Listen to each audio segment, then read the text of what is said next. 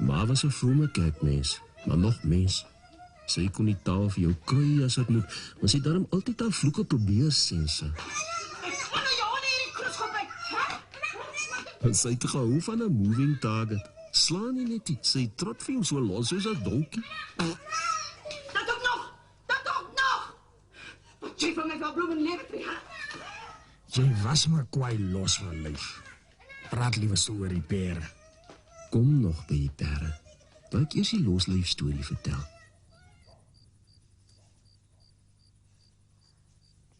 Het was altyd Sondag, ek kom te bad.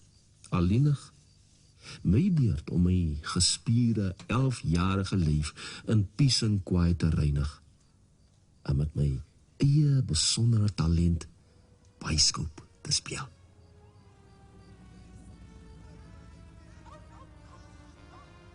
Orange on deck. Aye, sir. In the main cannon. Aye, sir. Ready?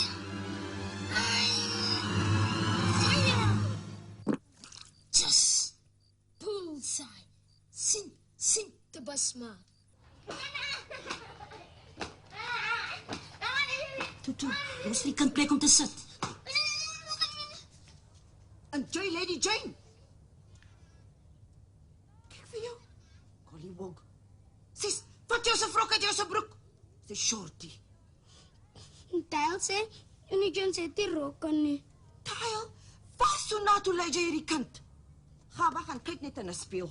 Ou Musa met sy vrotamaties op die hoek is 'n enigin. Byskop in die sin maar. Jy lyk soos 'n byskop.